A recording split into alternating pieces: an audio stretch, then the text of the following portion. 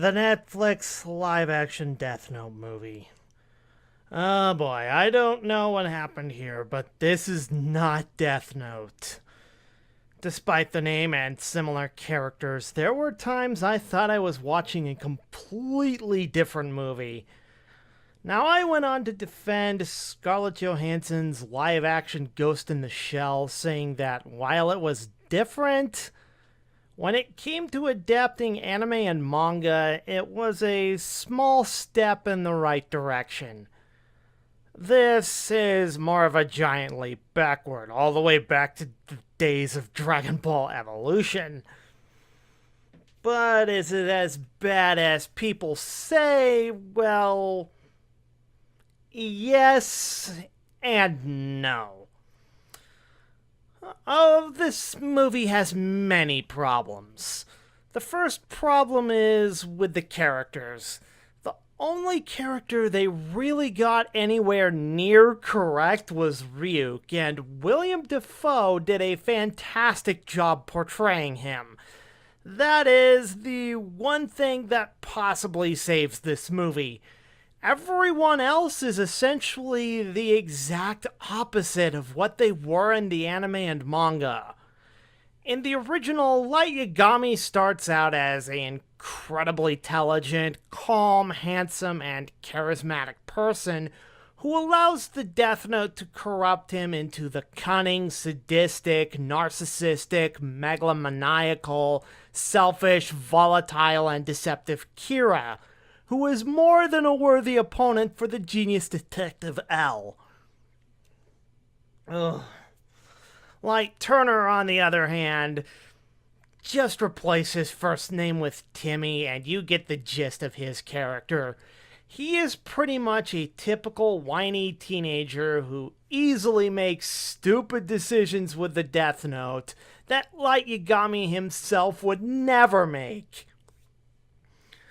For instance, when he finds out about the Death Note, Light Yagami goes to great lengths, including clever machinations to ensure that no one would ever find out he has it. The first thing Timmy Turner does is brag and show it off to the first person he comes across, even going as far as explaining how the Death Note works. The other thing is that the personality of Kira is pretty much divided between Light and Mia. Light wants to use the notebook for his sense of justice by eliminating only those who he deems are evil. Mia, on the other hand, sports Kira's darker side, not only his megalomania, but his desire to keep his identity as Kira a secret at all cost, including the lives of his allies, friends, and loved ones, or anyone else unfortunate enough to get in his way. I gotta admit, that was a kind of interesting change, but it was more unconvincing at the end. It then decides to add in an incredibly forced teenage romantic tragedy into the story.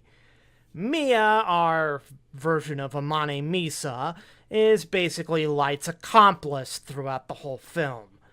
Misa was an avid follower of Kira, but she was also both a pawn of Kira's as well as a foil to him and a potential rival, as she too had a Death Note in her possession.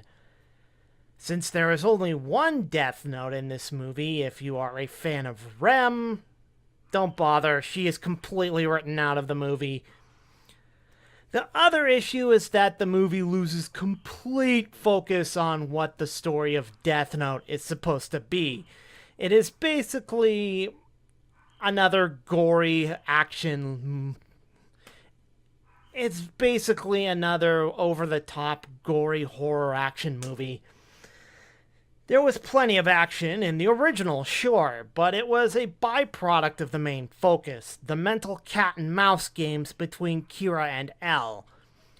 Oh, and when it comes to L finding out that Light is Kira, it is a little bit too easy, as if He doesn't even have to try. It's just, oh, by the way, I know you're Kira. And with all the poor decisions he has made with the Death Note in this movie... Oh, no, that was another guy. His name was Shit Sherlock, first name no. The other thing is it's kind of underwhelming. That is especially the case with the film having to stop for minutes at a time in order to go into exposition about what is going on. This is a rather unfortunate side effect of trying to squeeze 12 to 13 episodes of material into a movie that is only about an hour and a half long. It starts to get better around the third act and begins to have that feel of suspense that anime and manga is known for, but by then it is too little too late. So does that mean it's a terrible movie? From anime and manga film adaptations, I have seen worse. While it certainly has a lot of problems, my expectations of this film were already pretty low to begin with. So is this movie really as bad as Dragon Ball Evolution? Well, it's not as insulting, let's put it that way.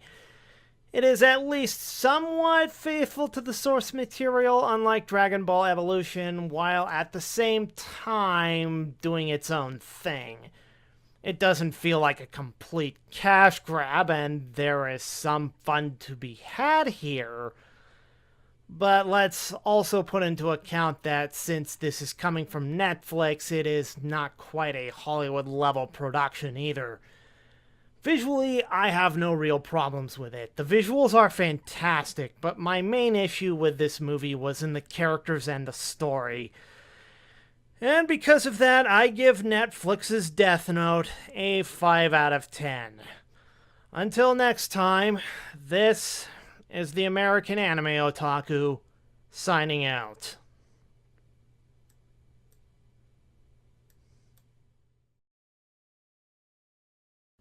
Like what you see? Then please help support the show by contributing to my Patreon page for special perks, exclusive content, and more.